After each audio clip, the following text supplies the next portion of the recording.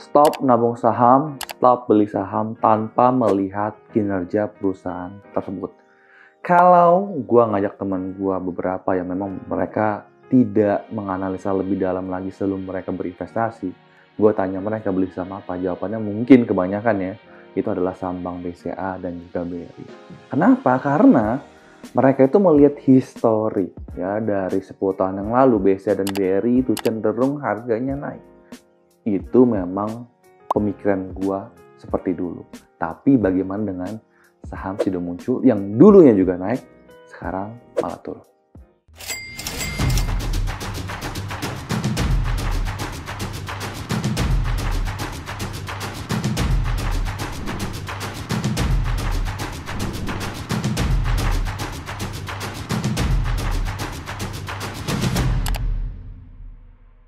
Halo, salam kenal, nama gue Yusuf Arif Yusuf. Buat kalian yang baru pertama kali main ke channel ini, welcome to our channel. Di channel ini gue biasa share tentang pasar saham, tentang investasi, tentang properti, maupun seputar tentang bisnis. Dan hari ini gue bakal sharing ya, mindset gue yang sudah berubah dari mungkin tahun 2020, 2021. Gue awal bikin video YouTube tentang saham. Waktu itu gue pernah melakukan penyesalan. Kenapa gue nggak nabung saham Sido Muncul? Karena ya ini kurang lebih mungkin sekitar tahun 2016, gue membeli sebuah apartemen di Peak 2 di Tokyo Riverside. Waktu itu gue nyicil per bulannya Rp4.950.000. Gue pernah bikin video di sebelah sini. Dan waktu itu kalau nggak salah gue bikin videonya lagi 2021. Kalau 2016 gue nabung Rp4.950.000 per bulan. Di tahun 2021-nya gue bisa beli apartemen Tokyo Riverside dengan cash. Plus gue masih dapat duit cash sekitar 200 juta lebih itu dari dividen dan capital gain yang gue dapatkan dari saham Sido Muncul. Kenapa gue waktu itu bikin video seperti itu? Karena memang historinya secara jangka panjang Sido Muncul itu kinerjanya naik. Makanya harganya juga bisa terusan naik. Dan memang Sido Muncul ini adalah wonderful company. Kenapa? Karena tidak hanya pendapatan yang naik, tapi HPP-nya itu bahkan makin lama bisa makin lama mengecil. Makanya di Sido Muncul itu double tag. Pendapatan naik, HPP turun, makanya laba bersihnya makin lama makin besar. Tetapi pertanyaannya, HPP-nya ini, manajemennya, seberapa besar bisa menekan HPP-nya terus? Seberapa besar bisa melakukan efisiensi terus? Nggak mungkin kan, lama-lama ada batasnya. Nah, puncaknya itu adalah sampai di pandemi mereka naik karena mereka adalah ya jualan herbal. Ya, waktu itu kita tahu gimana kondisi Indonesia bahkan seluruh dunia. Ya, produk herbal itu lagi naik daun. Yang nggak heran pendapatan mereka, laba bersih mereka juga all time high. Tetapi kita lihat di tahun 2023 ini ya, kita udah bisa bilang ya hampir keluar ruangan atau bahkan kalian keluar kemana-mana sekarang udah nggak pakai masker sama sekali gitu. Nah, kinerja mereka itu juga ikut menurun. Bahkan Sido Muncul manajemennya sendiri sudah merevisi target kinerja mereka di tahun 2023. Nah, ini menurut gue ya, gue lebih suka manajemen yang seperti ini. Karena gue pernah ke salah satu RUPS di mana ditanya, bagaimana tanggapan Anda, direktur utamanya, tentang kinerja 2023? Lalu jawabannya, kami tidak tahu, kami tidak bisa mempublish itu. Ya, gue mendingan tahu ke Sido Muncul. Oke, dia bilang, kita akan merevisi target kinerja. Berarti ya manajemen sedikit ambil aman. Ya, mereka menurunkan targetnya supaya kalau nanti kalau melebihi ekspektasi itu akan bagus. Tapi kalau ternyata ya nggak sampai target yang dulu direvisi sampai target yang sekarang itu lebih aman. Ya. Nah, tapi dari sini kita bisa lihat kalau sebenarnya ya kinerja daripada Sido Muncul ini memang sedang tidak begitu baik. Lalu pertanyaannya, apakah kalian masih mau menabung saham tipikal seperti ini? Kalau saya sekarang nih tidak akan lagi. Kalau dulu kan kita bilangnya ya udah investasi jangka panjang. Kita nabung aja, kita nggak peduli harganya, kita nggak peduli beritanya, yang penting kita nabung aja. Itu dulu saya juga begitu. Tapi sekarang saya fokus kepada kinerjanya. Tapi baik lagi di sisi satu lain lagi, kalau kita ngomong Bank BCA dan Bank BRI, kalian bisa melihat labanya.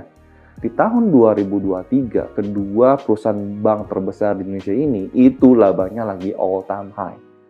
So, nggak heran kalau memang harga BCA BRI ya memang kalau mungkin di pertengahan tahun atau awal tahun tuh harganya lagi naik. Kalau sekarang memang harganya lagi turun. Tapi saya berani ngomong, kalau misalkan sekarang harganya lagi turun sedangkan kinerjanya naik, itu memang sering terjadi seperti itu. Itu adalah sebuah kesempatan buat kita. Ya, walaupun memang harga BCA apakah BRI sekarang murah, jawabannya adalah tidak murah. Nggak bisa lihat per mereka sekarang berapa gitu ya. Tapi nggak bisa dipungkiri juga adalah kinerja mereka terus bagus. Berbeda banget dengan contohnya sekarang adalah saham Sido Muncul yang kinerjanya akan lebih memburuk. Saya menonton sebuah video dari Think di mana Pak John waktu itu memberikan sebuah kutipan sekilas doang. Apa sih tugas seorang investor? Wah, saya juga bingung waktu itu ya jawabannya apa ya kan, tugas seorang investor. Ternyata jawabannya adalah tugas kita adalah memanage resiko. Kadang-kadang kita selalu pikir bagaimana tentang potensinya, tapi kadang-kadang kita lupa tentang bagaimana tentang resikonya. Nah, bagaimana sekarang ya kalau kita mereview kembali saham Sido Muncul ini dan kita mengambil beberapa angka. Di sini saya menggunakan aplikasi Stockbit dan kita ke bagian analisis. Dan biasanya orang menggunakan ya per rata-rata 5 tahun atau PBV rata-rata 5 tahun. Kalau kita lihat sekarang ya per daripada Sido Muncul itu di 15,99 atau kita genapin menjadi 16 aja deh. Ya. Dan ya per rata-rata selama 5 tahun itu ya di 22,41. Berarti sebenarnya sekarang ya itu sudah sangat murah sekali sebenarnya kalau kita lihat dari histori. Tapi ingat histori ya. Dan kita lihat bagaimana dengan PBV-nya. Rata-rata PBV selama 5 tahun terakhir itu rata-rata di 6,69. Sekarang itu hanya di 5,42. Artinya sekarang udah cukup murah juga. Pertanyaannya kita membandingkan dengan histori. Bagaimana kalau kita ya itu menebak atau memberikan beberapa kemungkinan ya earning per share di tahun 2023 di kuartal 3 dan kuartal 4. Nah, metode ini saya belajar dari salah satu mentor saya dalam saham, yaitu adalah Bro Filbert Ferdinand. Walaupun beliau usianya masih sangat muda, cuman menurut saya beliau suka memberikan saya tips yang tanpa disadari. Itu adalah pola yang menurut saya sangat bagus sekali. Beliau suka bertanya. Suruh kita bertanya kepada diri sendiri. Contohnya misalkan sekarang kita bisa lihat di aplikasi RTI. Nah, kalau misalkan direkturnya kan ngomong nih, kalau Sido Muncul targetnya dari 10% sekarang diturunin. Kalau gitu sekarang saya asumsi sama deh. Ya, asumsinya adalah di tahun 2022 earning per share-nya 37. Masih lebih rendah daripada tahun 2021. Dan anggap kita sama ya di 37. Pertanyaannya kalau sekarang 37, harga wajar berapa? Tinggal kita kalikan PI wajarnya. Contoh misalkan di tahun 2023 ya itu sama ya di kuartal ketiga 9, di kuartal 4 13 dan akhir tahun sama ya earning per share 37.